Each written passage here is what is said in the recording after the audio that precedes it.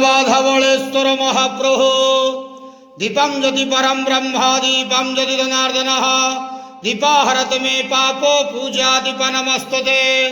आहे धवलेश्वर महाप्रभु संसार सुखी रखंतु।